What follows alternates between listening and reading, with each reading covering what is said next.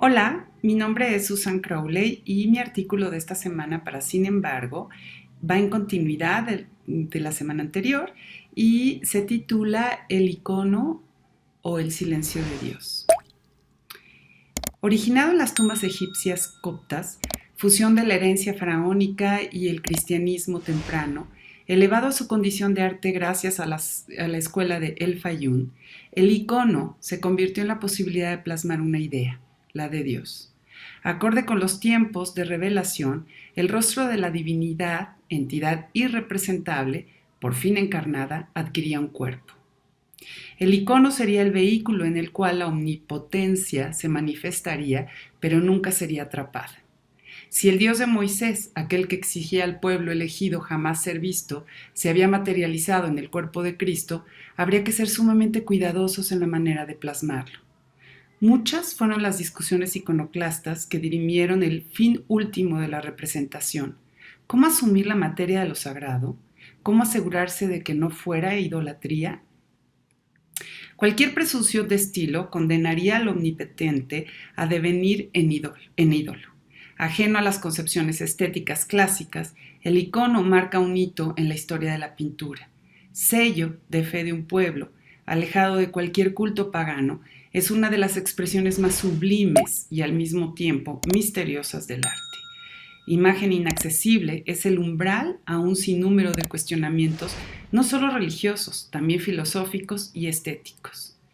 A diferencia del retrato occidental, que tiene por condición crear un parecido lo más fiel posible a la realidad, que contenga los atributos del personaje representado, su vida, su trayectoria, incluso su acumulación de bienes, el objetivo del icono es exaltar lo inconmensurable, lo que no se ve, la ausencia.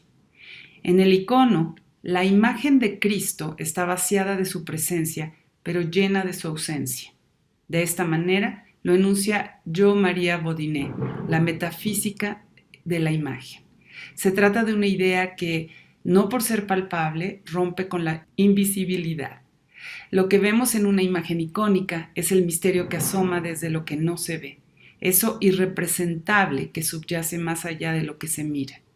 El icono es un espejo en el que en todo caso somos nosotros los que añoramos la presencia de lo sagrado.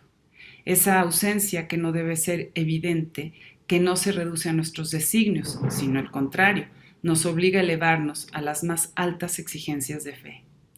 Como un esfuerzo por conjugar de una manera eficaz los preceptos de la Iglesia, aquella en la que la idea triunfó y finalmente pudo ser plasmada, el primer acuerdo de representación se dio con el Cristo Pantocrátor, emperador de la eternidad, más parecido a un guerrero bárbaro que al buen pastor, que hasta entonces se había presentado en las catacumbas romanas. Centro del universo, fue colocado en los ábsides de las primeras iglesias en calidad de juez de las almas. Se convirtió rápidamente en la figura socorrida para el proselitismo cristiano. Alegoría del juicio final y del reino de Dios en la tierra, es el principio de la complejidad que irá adquiriendo la incipiente iconografía. Debemos recordar, el cristianismo era una religión nueva y debía constituir sus símbolos partiendo de una creación inédita. El proceso técnico de este arte evolucionó al mismo tiempo que el poder de la Iglesia ortodoxa, que muy pronto dejó atrás al arte de los iconos del Egipto copto. La proliferación de monasterios por toda Europa y Medio Oriente permitió que se abrieran escuelas en las que se elaboraban imágenes respetando el canon establecido con una disciplina teológica. La meticulosa forma en la que debía pintarse un icono se convirtió en una ley. Su producción estaba supervisada por las más altas instancias eclesiásticas. Las imágenes representadas serían únicamente las autorizadas: Cristo, el Espíritu Santo, la Virgen y los mártires. Los temas, la deesis, que son Cristo, San Juan y la Virgen María, la crucifixión y la resurrección. Poco se dejaba a la imaginación del iconografista. Cualquier acto de libertad o presunción de estilo era duramente castigado. Como prueba del dogma que imperó en su elaboración, podemos ver que la evolución de la imagen de la Virgen en Oriente es prácticamente nula durante siglos, hierática, frontal y esquemática. Mientras que en Occidente las variaciones proliferan. al grado de que Caravaggio utilizó el cadáver hinchado por ahogamiento de una prostituta en el cuadro de la muerte de la Virgen. El proceso de preparación de un icono es tan importante como pintarlo. Tiene por condición albergar el rostro sagrado en cualquiera de sus manifestaciones. Por esta razón, debe utilizarse un trozo de madera que recuerde la humildad con la que Cristo fue sacrificado en la cruz. En trazos sucesivos se coloca desde el más oscuro hasta el más traslúcido para evocar la redención de la carne. Cada color tiene un significado específico y no debe variar, una especie de develación que en sucesivas capas nos recuerda que estamos delante de una idea, no de una imagen humana. El grafein, en griego, tiene la función de inscribir la imagen sin circunscribirla, no la encierra, la apunta al infinito. El término economia, o la economía del Padre, es la forma en la que se administra la imagen del gestor supremo, el gran ecónomo que dispensó su esencia para distribuirla. Así lo dice Bodinet.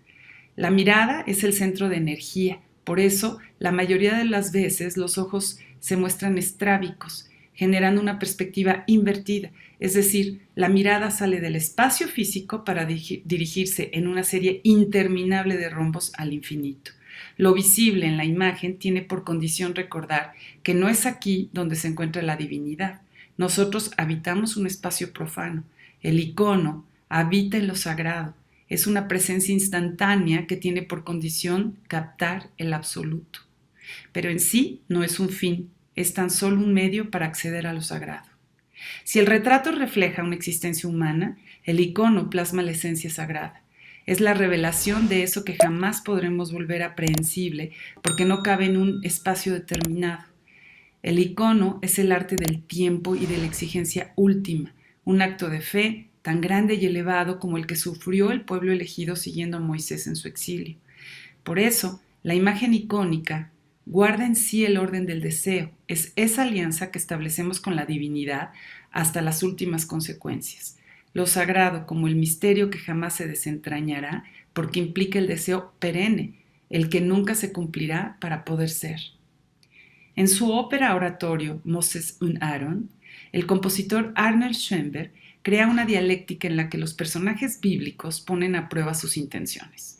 Moisés representa la imposibilidad de llevar una idea a cobrar forma, mientras que Aarón, su hermano, brega la dificultad de propagar un culto sin ofrecer una imagen de la cual asirse y termina entregando al pueblo de Israel el becerro de oro.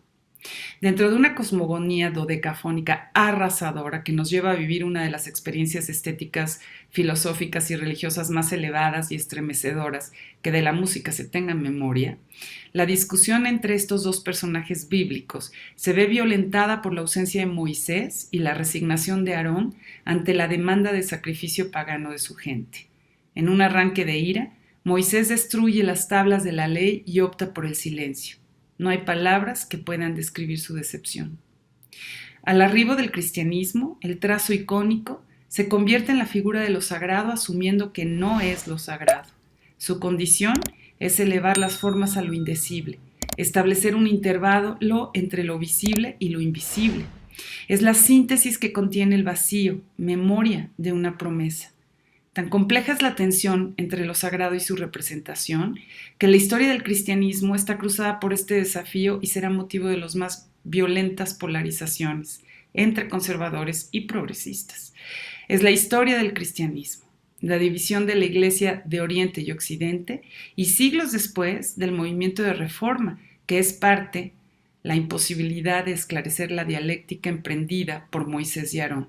Lo sagrado como idea contra la forma y su representación.